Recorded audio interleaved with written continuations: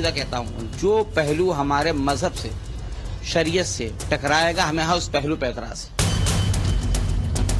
तमाम नागरिक संहिता उत्तराखंड विधेयक 2024 को पहली बात तो ना, ये झूठ क्यों फैलाया जा रहा है? सबके लिए है, खुल के कहना कि हमको मुसलमानों के खिलाफ जाना है।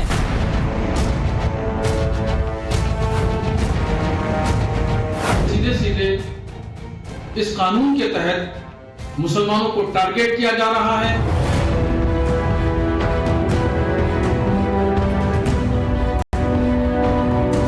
ये यूसीसी किसी भी सूरत पर मुसलमान इसको मानने पर मजबूर नहीं है और न ही बाध्य है।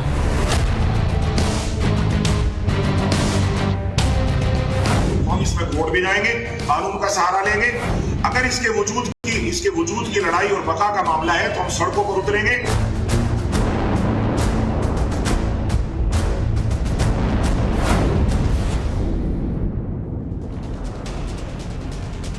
नमस्कार, टाइम्स नाउ भारत पर देश के सबसे पसंदीदा डिबेट शो राष्ट्रवाद में आपका स्वागत है।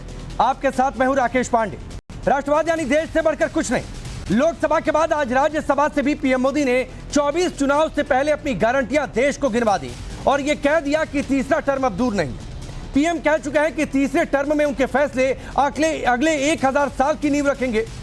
क्या उनमें से एक फैसला यूसीसी का भी होगा देश भर में, जिसका ट्रेलर उत्तराखंड से दिखना शुरू हो चुका है। उत्तराखंड विधानसभा में यूसीसी बिल पेश होने के बाद से उस पर घमासान मचा है। विधानसभा में बिल पर चर्चा हो रही है, लेकिन सदन के बाहर तमाम कट्टरपंथी मौलानाओं ने बिल का विरोध शुरू कर दिया है। कोई शरीयत की दुहाई दे रहा है तो कोई सड़क पर उतरने की धमकी दे रहा है तो कोई इसे हिंदू कोड बता रहा है। इस बीच जमीयत उलेमा हिंद के प्रमुख अरशद मदनी ने साफ साफ कहा कि हमें कोई ऐसा कानून स्वीकार्य नहीं जो शरीयत के खिलाफ हो, क्योंकि मुसलमान हर चीज से समझौता कर सकता है, अपनी शरीयत से समझौता नहीं कर सकता। सच तो यह है कि किसी भी धर्म का मानने वाला अपने धार्मिक कार्यों में किसी प्रकार का अनुचित हस्तक्षेप बर्दाश्त नहीं कर सकता। अब अरशद मदनी को यह भी बताना चाहिए था कि यूसीसी कानून से उनके किस धर्म के प्रावधान में दखल हो रहा है, लेकिन अरशद मदनी ने इस पर कुछ भी नहीं कहा। केवल सिर्फ उन्होंने इस कानून को लेकर अपनी भड़ास निकाली। अरशद मदनी ने इस बिल के विरोध में कई सारी बातें की हैं। असदुद्दीन ओवैसी ने भी बिल का पुरजोर विरोध किया है और इस बिल को हिंदू कोड बताने की कोशिश कर रहे हैं।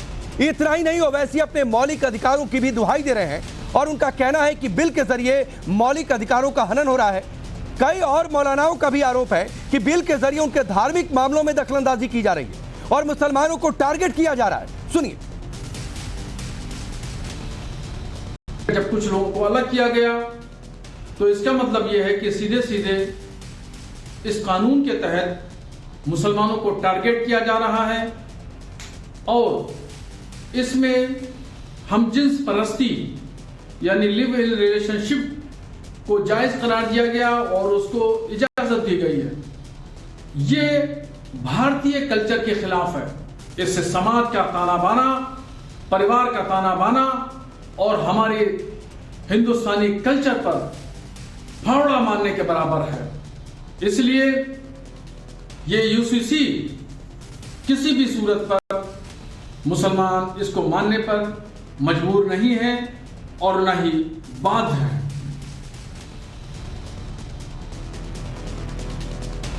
मुंबई के मौलाना इशाद कश्मीरी तो आरोप लगा रहे हैं कि समान नागरिक संहिता के नाम पर झूठ फैलाया जा रहा है। इससे हिंदू जनजातियों को बाहर रखा गया है। यह सिर्फ मुसलमानों के खिलाफ बिल है। सुनिए उनको।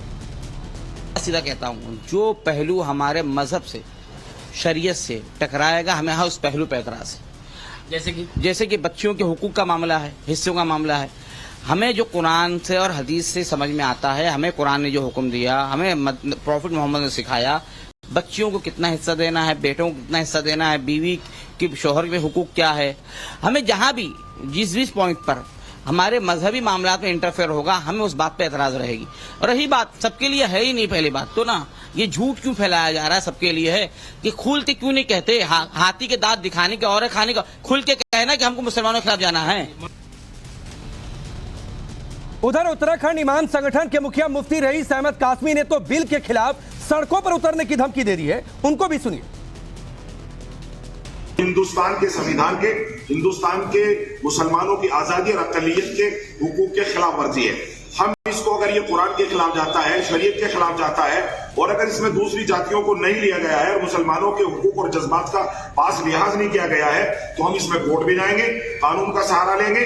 और कोर्ट के अलावा चूंकि अब मसला जो है वो शरीयत का, कुरान का, मुसलमानों की तहजीब और तमद्दुन का है, अगर इसके वजूद की लड़ाई और बका का मामला है तो हम सड़कों पर उतरेंगे और तमाम उलमा, आइमा, तमाम तंजीमें मिलकर के सरकार के इस जो है फैसले का विरोध दर्ज कराएंगे। आप सोचिए, सिर्फ ये कहा जा रहा है बड़ी बड़ी बातें कि मुसलमानों के हक और हुकूक की बात है, लेकिन कौन सा हक और हुकूक छीना जा रहा है ये मौलाना बिल्कुल नहीं बता रहे। वो सिर्फ धमकी दे रहे हैं कि सड़क पर उतरेंगे। मौलानाओं के अपने सवाल हैं, महिलाओं के अपने सवाल हैं। सवाल यह भी है कि अगर बिल सभी के लिए एक समान है तो फिर शरीयत की बार बार दुहाई क्यों दी जा रही है। आज हम यूसीसी बिल पर उठ रहे सवालों का जवाब तलाशने की कोशिश करेंगे, लेकिन पहले वो सवाल आपके सामने रखता हूं जिनके इर्द गिर्द आज की चर्चा आगे बढ़ेगी। यूसीसी आया, कट्टर मौलानाओं को भाया क्यों नहीं। यूनिफॉर्म सिविल कोड कट्टरपंथियों के इरादे क्या डिकोड हो गए और यह साफ हो गया कि वो सिर्फ भड़काने की कोशिश कर रहे हैं। सवाल यह भी है कि एक समान कानून सबके लिए है तो शरीयत की दुहाई क्यों, और सवाल इसी से जुड़ा यह भी रहेगा कि यह देश शरीयत से चलेगा या संविधान से चलेगा। चलिए आपका परिचय आज के मेहमानों से करवाता हूं। हमारे साथ सैयद जवाद है, पॉलिटिकल एनालिस्ट के तौर पर। आदिल हसन हमारे साथ जुड़ रहे हैं, एमआईएम पार्टी के नेता और प्रवक्ता। मोहम्मद अतीक हमारे साथ मुस्लिम लीग के जुड़ रहे हैं। सुबोई खान सोशल एक्टिविस्ट हैं और अंबर जैदी भी सोशल एक्टिविस्ट हैं। आप सभी का बहुत बहुत स्वागत है। और शुरुआत में स्टूडियो से कर लेता हूं। जवाद, आपको 20 सेकंड अनइंटरप्टेड देता हूं बिना इधर उधर किए हुए। मुझे बताइएगा कि कौन सा हक और हुकूक छिन जाएगा इस कानून से। नहीं, देखिए, पहले तो मुझे लगता है ये भारतीय जनता पार्टी का एक और चुनावी हथकंडा है, और अगर लाना होता भारतीय जनता पार्टी को तो सबसे पहले गुजरात से भी वो शुरुआत कर सकते थे। और माननीय प्रधानमंत्री जी गुजरात के भी मुख्यमंत्री रहे, 3 बार के रहे, और उस वक्त लेकर के नहीं आ पाए और अभी तक गुजरात के अंदर नहीं आया। और गुजरात तो बड़ी बातें करी जाती थी गुजरात के बारे में, गुजरात मॉडल, लेकिन वहां पर नहीं नाफिज कर पाए। उत्तराखंड में वो इसलिए लेकर के आ रहे हैं कि 2024 बिल्कुल सामने है और 2024 में मूलभूत समस्याओं के ऊपर भारतीय जनता पार्टी चुनाव नहीं लड़ सकती। तो कभी वो यूसीसी का सहारा लेते हैं, कभी वो राम मंदिर का सहारा लेते हैं, कभी सीए एनआरसी का सहारा लेते हैं, कभी एनसीआर, कभी एनपीआर का सहारा लेते हैं। आप कहेंगे मैंने अनइंटरप्टेड समय नहीं दिया। मैंने पहले कहा था मुझे बस गिनवाइए कौन सा हक और हुकूक छिन रहा है मुसलमानों का। नहीं, देखिए क्या है, फंडामेंटल राइट्स है हमारे आर्टिकल 25, 26, 27, 28, 29 के अंदर जो दिए गए हैं। आप जबरदस्ती हमारे ऊपर अपना कल्चर क्यों अरे कौन सा हक हुकूक छिन रहा है, वही तो बता रहा हूं। मुझे गिनवाइए, मुझे गिनवाइए। मैं अपने धर्म के अकॉर्डिंग कैसे चलना चाहता हूं, क्या चीजें हैं, तो क्या दिक्कत हो रही है, जवाब बताइए ना, क्या दिक्कत हो रही है। आप बताइए कि ये रीति है हमारे धर्म की, यूसीसी आ गया तो मैं फॉलो नहीं कर पाऊंगा। नहीं, कोई भी रीति हो, जैसे अपने आप जैसे बताइए ना, गिनवाइए। अच्छा ठीक है, अगर जब यूसीसी आप कह रहे हैं फायदे बहुत हैं तो अनुसूचित जवाब जवाब प्लीज, मैं बिल्कुल भागने नहीं दूंगा आपको। मुझे गिनवाइए कि आपके धर्म की कौन सी ऐसी रीति रिवाज है जिसमें दखल हो जाएगा यूसीसी से, मुझे गिनवाइए। नहीं, हमारे कल्चर के अंदर क्यों आप जो है बार बार मदाखलत अरे कर रहे हैं? कौन सा गिनवाइए ना, बता रहे हैं आपको, गिनवाइए। ऐसा नहीं कि हक हुकूक, अरे हक गिनवाइए, ये हक छीना गया, ये हक छीना गया, ये गिनवाइए। कह रहे हैं हम क्या खाएं, क्या पहने, किससे शादी करें, कैसे शादी करें, नहीं, अरे सुनिए, शादी कैसे होगी इस पर कोई दखल नहीं है। जवाब आप गिनवाइए, हक गिनवाइए, हक गिनवाइए, कौन सा जायदाद का बंटवारा कैसे करेंगे, किस बिहाफ पे करेंगे, आप में मदाखलत करने की क्या चीजें। अच्छा, मतलब लड़की को लड़के के बराबर, नहीं, जवाब लड़की को लड़के के बराबर संपत्ति में अधिकार नहीं मिलेगा, ये आप चाहते हैं कि ऐसा ना हो। नहीं है, देखिए सुनिए राकेश भाई, आपको जब नहीं कोई चीज पता होती जबरदस्ती आरोप नहीं, तो समझाइए ना, मैं कह रहा हूं नहीं पता है। इस्लाम के अंदर 1400 साल पहले भी महिलाओं को हकूक दिए गए थे। भारत के अंदर क्या, विश्व के अंदर भी महिलाओं को हक और हुकूक नहीं थे। और पूछिए जा करके कि कितनी प्रॉपर्टी मिला, तो महिलाओं को बराबर हक मिलेगा। जवाब तो क्या दिक्कत है? अरे हमारे यहाँ ऑलरेडी है सिस्टम, तो क्या दिक्कत है? यही तो यूसीसी भी कह रहा है, कौन सा हक छिन गया? अच्छा, यूसीसी के लिए आपने 2018 में कमेटी बनाई थी, क्या कहा गया था उसके अंदर? नहीं, अब जवाब देखिए, जवाब देखिए ना। अरे आप मुझे हक गिनवाइए भाई, तो आप मैं इसके अलावा कुछ नहीं सुनूंगा आपसे। जवाब आप मुझे हक और हुकूक गिनवाइए, कौन सा अत्याचार हो रहा है आप पर? आप बताइए, यूसीसी सिर्फ मुसलमानों के लिए होगा या सबके लिए होगा? सबके लिए होगा। सबके लिए होगा, तो अनुसूचित जनजाति को क्यों बाहर रखा आपने? अगर सबके लिए होगा तो आप सुनिए ना, आप अनुसूचित जनजाति से नहीं है ना जवाब? अरे तो क्या आप नहीं है ना अनुसूचित जनजाति से? वो अपनी शिकायत दर्ज कराएंगे, सरकार देखेगी क्या करना है नहीं करना है। आप नहीं, मैं बिल्कुल नहीं डर गया भाई, मैं बिल्कुल नहीं डर गया। अरे आप बताइए ना, आपका कौन सा हक छीन रहा है? आपको जवाब देते नहीं बन रहा है जवाब, आपका कौन सा हक छीन रहा है? आप एक हक नहीं गिनवा पाए टेलीविजन पर, एक हक नहीं गिनवा पाए, जवाब आपका चेहरा बेनकाब हो गया। चलिए ठीक है, चलिए सुबह महिलाओं को बराबर हक मिल जाएगा तो वो शायद इनके हक में दखल है जी। सुबह देखिए, मैं किसी के बीच में नहीं बोली और एक्सपेक्ट करूंगी कि मेरे बीच में भी कोई नहीं बोलेगा। मैं जिस अभियान को रिप्रेजेंट करने के लिए यहाँ खड़ी हूँ, राष्ट्र जागरण अभियान, उसका एक सिद्धांत है कि मातृत्व के गुण होने के कारण महिला यानी नारी का समाज में विशेष आदर, और इसी कारण हम यूनिफॉर्म सिविल कोड का समर्थन कर रहे हैं। अब मैं आपसे पूछना चाहती हूँ जव्वाद जी, आपने अभी कहा कि इस्लाम ने 1400 साल पहले मुसलमान महिलाओं को, बच्चियों को अधिकार दिए। मैं मानती हूँ आपकी बात, हमारे पैगंबर मोहम्मद सल्लल्लाहु अलैहि वसल्लम ने महिलाओं को अधिकार दिए। उस वक्त अरब में बच्चियां दफना दी जाती थी तो उन्होंने कहना शुरू किया कि जिसके घर में बेटी पैदा हुई है वहां अल्लाह ने सलाम भेजा है। वो अपना खाना खुद बनाते थे, कपड़े खुद धोते थे, अपने घर के काम खुद करते थे। लेकिन वो जो महिलाओं की स्थिति बोल के गए थे, क्या मुस्लिम समाज आज पैगंबर मोहम्मद के पद चिन्हों पर चल रहा है? अपने गिरबान में झांक कर देखिए ना, वो विधवा से विवाह करते थे, वो विधवा से विवाह करते थे, और आप लोग 12-12 साल की बच्चियों से निकाह करते हैं। ये कहते हैं कि शरिया के हिसाब से जिस बच्ची को पीरियड स्टार्ट हो जाए उसकी शादी जायज है। अरे अपने दिल पर हाथ रख के पूछिए, age of marriage is equal to age of puberty, ये आज का शरिया बोलता है। सबसे पहले तो हमें यह समझना पड़ेगा कि शरिया लॉ इज नॉट इस्लाम, शरिया लॉ इस्लाम नहीं है। शरिया लॉ में कुछ पार्ट इस्लाम का है, कुछ पार्ट सिर्फ कहावतें हैं, कुछ पार्ट सिर्फ प्रैक्टिसेस हैं, कस्टम्स हैं, कुछ बिदअत है, कुछ कुरीतियां हैं, कुछ अपराध हैं। सवाल पूछ लीजिए, इसलिए कि वो सवाल के लाइन पर ही हैं। सवाल के लाइन पर ही, आप सवाल के लाइन पर नहीं थे। एक हक आप गिनवा नहीं पाए, कौन सा आपका हक छिन गया? आप घूम फिरा कर एक प्रॉपर्टी राइट्स पर आ गया। हम बता रहे हैं, आप हजम नहीं कर पा रहे हैं कि आपके बराबर महिलाओं को अधिकार मिले संपत्ति में। जवाब सुबह अपनी बात पूरी करिए, फिर मैं आदिल का रुख करूंगा। बच्चियां नहीं जलाई जाती हैं, पूरी बात हमारे यहाँ दहेज के नाम पर जो है औरतें नहीं। अरे तो कौन समर्थन कर रहा है? जवाब कौन समर्थन कर रहा है? दहेज के नाम पर लड़कियां जला दी जाए, कौन समर्थन कर रहा है? उसके लिए कानून बना, उसके खिलाफ खड़े हैं। क्या आ रहा है कि बच्चियों के साथ जवाब सुनिए ना, चलिए ठीक है, तो वही अपनी बात पूरी करिए। पूरी बात नहीं बोलते हैं। देखिए, मैं ये नहीं कह रही हूँ कि सिर्फ मुस्लिम समाज में ही नारी के अधिकारों का हनन हो रहा है। एक समय था जब हिंदू समाज में भी होता था, हिंदू कोड बिल भी आया, हिंदू समाज ने उन कानूनों को माना भी। आज खत्म हो गया, हिंदू आज है, आज वो कानून है और वो माने जा रहे हैं। एनसीआरबी का डेटा नहीं करूंगी प्लीज। अरे जवाब सुनिए, अरे जवाब सुनिए ना, जवाब सुनिए, जवाब सुनिए, कुतर्क मत करिए, जवाब सुनिए, कुतर्क मत करिए, नहीं कुतर्क मत करिए। चलिए ठीक, रुक जाइए, रुकिए, सुबह 20 सेकंड फिर मैं आगे बढ़ूंगा। जवाब प्लीज। देखिए, मुस्लिम बच्चियों का, मुस्लिम महिलाओं का ये दुर्भाग्य है कि हमारे सरपरस्त जो मर्द हैं, हमारे सरपरस्त जो बड़े हैं, वो हम लोगों को इज्जत देने में फेल कर रहे हैं।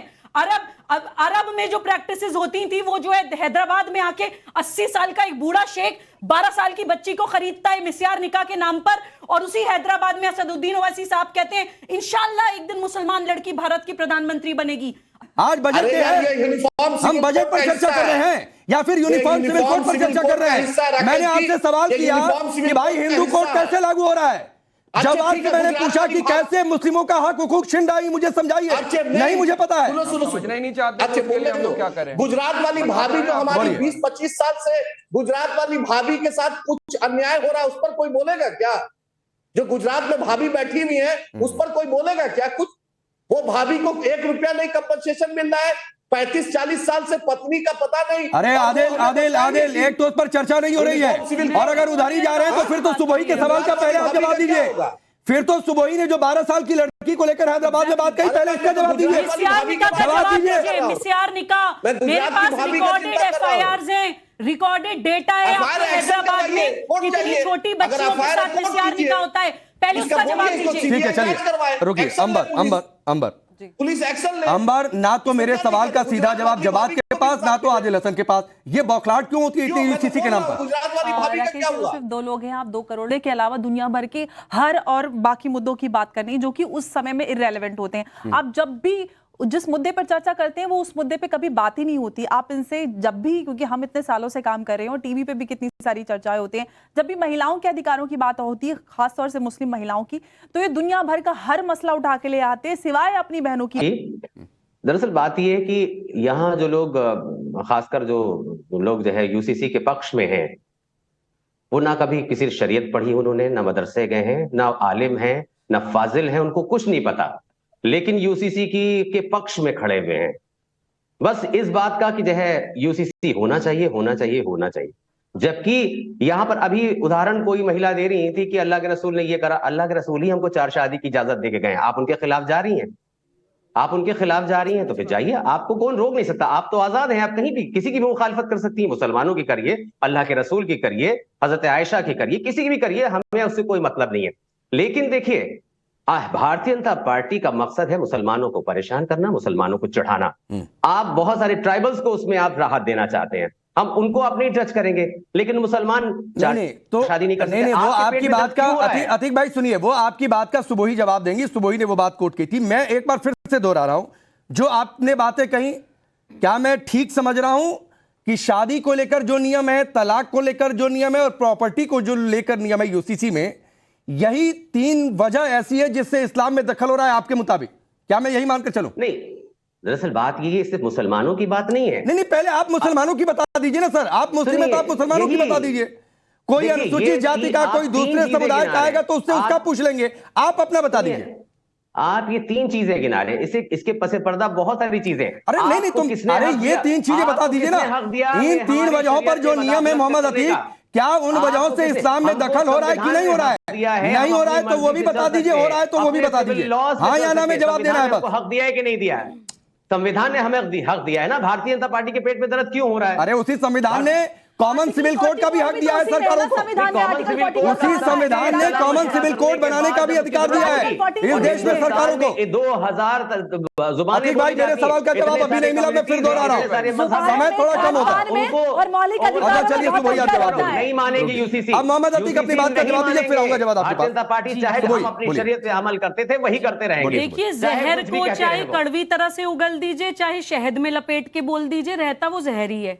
अतीक भाई ने अभी अल्लाह के रसूल की बात करी। अतीक भाई, अल्लाह के रसूल सिर्फ दाढ़ी, टोपी या फिर एक स्टीरियोटिपिकल इमेज और ड्रेसअप वाले मुसलमानों के ही नहीं है। अल्लाह के रसूल एक मॉडर्न ड्रेस पहने हुए अंबर के भी हैं। अल्लाह के रसूल एक तिलक लगाने वाली सुबुई खान के भी हैं। अल्लाह के रसूल हर उस मुसलमान के हैं जिनकी उनमें आस्था है, तो वो सर्टिफिकेट देना बंद करिए। और वो अल्लाह के रसूल 4 शादियां। नहीं, एक मिनट, सुबह रुकिए। अरे सुबह एक सेकंड, अरे एक टर्म इन्होंने यूज किया कि टिपिकल मुसलमान। नहीं, टिपिकल मुसलमान क्या होता है? नहीं, जैसे सुबुही ने कहा ना, टिपिकल मुसलमानों के तो अल्लाह के रसूल नहीं है। नहीं, सुबह ने नहीं बोला टिपिकल मुसलमान, आपने बोला स्टीरियोटिपिकल इमेज। मैंने कहा अल्लाह के रसूल हर मुसलमान के हैं, चाहे वो कंजर्वेटिव हो, चाहे वो मॉडर्न हो, चाहे वो कोई मिनी स्कर्ट पहनने वाली मुसलमान बच्ची हो, चाहे वो बाल खोलने वाली मुसलमान बच्ची हो, चाहे वो मेरे जैसा सनातनी मुसलमान हो। अल्लाह के रसूल सबके ऐसे बाप जैसे लोगों के नहीं है। अपनी दुकानें चलाना बंद करिए। और अल्लाह के रसूल तो बच्चियों की हिफाजत बता के गए। चलिए, जवाब थोड़ा बहुत कम है, मैं नहीं आ पाऊंगा, ब्रेक लेना होगा। जवाब। हाँ, 10 सेकंड, जल्दी। अल्लाह के रसूल तो बच्चियों की हिफाजत बोलकर गए थे, आप लोगों ने तो हलाला उद्योग खोल लिए। ठीक हो गया, 10 सेकंड आपके। लेकिन वक्त इतना ही, आप सबका बहुत बहुत शुक्रिया। लेकिन जवाब मोहम्मद अतीक और आदिल भाई, आप तीनों लोगों ने मेरे एक भी सवाल का जवाब नहीं दिया। ये आप सोचिएगा कि आप बरगलाने की कोशिश कर रहे हैं इस देश में मुसलमानों को। बहुत बहुत शुक्रिया आप सभी का जुड़ने के लिए।